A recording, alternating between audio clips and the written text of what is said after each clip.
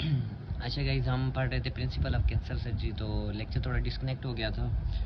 तो हमने पढ़ लिया था कि एक तो डायग्नोसिस के लिए सर्जरी का यूज़ है जो कि लेप्रोस्कोपी के थ्रू है। प्राइमरी डिजीज़ को रिमूव करने के लिए अगर मेटास्टेसिस ना हो चुकी हो तो सर्जरी, वो तो मेन स्टे है ट्रीटमेंट का। मेटास्टेटिक डिजीज़ उसके लिए भी यूज़ होते हैं, जैसे कोलोरेक्टल कैंसर की लीवर मेटास्टेसिस हो। अब आगे पढ़ते हैं पेलिएशन, मतलब सम टाइम डिजीज़ क्यूरेबल नहीं होती, तो तब सिम्टम्स को रिलीव करने के लिए हम सर्जरी कैसे करते हैं, जैसा कि एडवांस कार्सिनोमा ऑफ रेक्टम जो कि इंटेस्टाइनल ऑब्स्ट्रक्शन काज कर सकता है, तो उस ऑब्स्ट्रक्शन को रिलीव करने के लिए हम सिग्माइड कोलोस्टमी परफॉर्म करते हैं। तो इसके अलावा प्रिवेंशन, सर्जरी मेलिग्नेंसी को प्रिवेंट भी करती है। जैसे कि एक पेशेंट है जिसमें फेमिलियल एडिनोमेटस पोलिपोसिस है, तो उसमें प्रोफिलैक्टिक टोटल कोलेक्टमी इंडिकेटेड होती है, क्योंकि मेलिग्नेंसी का चांस डेवलप होने का 100% होता है ऐसे पेशेंट्स में जिनमें फैप जीन पॉजिटिव हो, तो उनमें कोलोरेक्टल कार्सिनोमा का 100% चांस होता है डेवलप होने का, और ये एमसीक्यू होती है प्राफ में।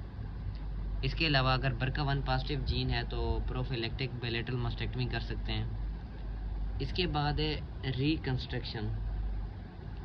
अगर एक ह्यूज ट्यूमर है, उसकी सर्जिकल रिसेक्शन हो गई है, तो रिकंस्ट्रक्शन भी हम सर्जरी से परफॉर्म कर सकते हैं। जैसे ब्रेस्ट कैंसर है, उसके लिए हमने ब्रेस्ट कैंसर नहीं है, मतलब ब्रेस्ट कैंसर की हमने ट्रीटमेंट की है मॉडिफाइड रेडिकल मस्टेक्टमी।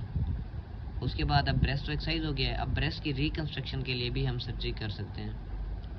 अब पढ़ते हैं हम प्रिंसिपल्स ऑफ कीमोथेरापी। एक तो कीमोथेरापी प्राइमरी ट्रीटमेंट के तौर पे किन कैंसर के लिए यूज़ होती है, लिम्फोमा, ल्यूकीमिया और जर्म सेल ट्यूमर के लिए, क्योंकि ये कीमो सेंसिटिव ट्यूमर है। अच्छा, chemotherapy as adjuvant therapy. Adjuvant therapy का मतलब है कीमोथेरापी, रेडियोथेरापी और combination of the two may be used with curative intent. More usually chemotherapy और radiotherapy is used to lower the risk of recurrence of cancer after primary treatment with surgery। मतलब adjuvant therapy का मतलब यह है कि एक cancer है, उसको आपने ट्रीट किया है सर्जरी से, उसको एक्सरसाइज कर दिया है, उसके बाद उसकी रिकरेंस को प्रिवेंट करने के लिए कि वो दोबारा ना हो, आप कीमोथेराप्यूटिक ड्रग्स दे सकते हैं। इसको कहते हैं एडजुवेंट थेरापी। और जैसे कोलोरेक्टल ट्यूमर है, आपने सर्जरी से एक्सरसाइज कर दिया, अब रिकरेंस से बचाने के लिए हम कीमोथेरापी देते हैं। कौन सी देते हैं? शायद 5-फ्लोरियोरोसिल देते हैं।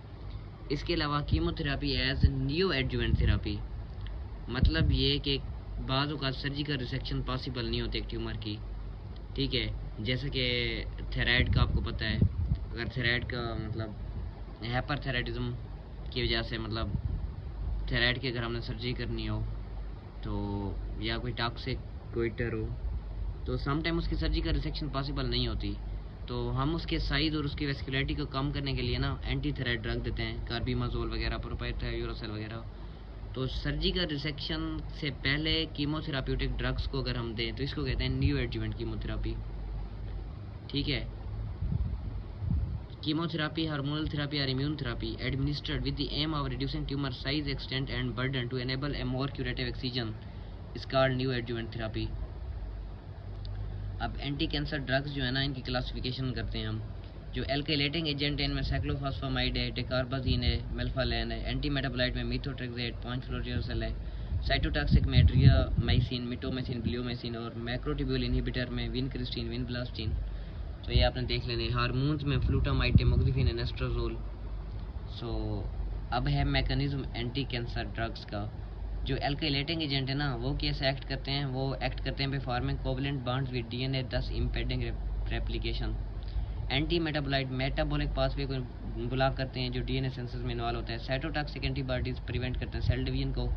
मैक्रोट्यूब्यूल इनहिबिटर इफेक्ट करते हैं मैक्रोट्यूब्यूल के फंक्शन को और मेटाटिक स्पिंडल की फॉर्मेशन को। हार्मोन सप्रेस करते हैं हार्मोन सिक्रीशन, और एंटागोनाइज करते हैं hormone action responsible for replication of cells. इसके बाद है assessment of response to chemotherapy. ये फिर हम आगे कंटिन्यू करते हैं क्योंकि लेक्चर काफ़ी लंबा हो रहा है।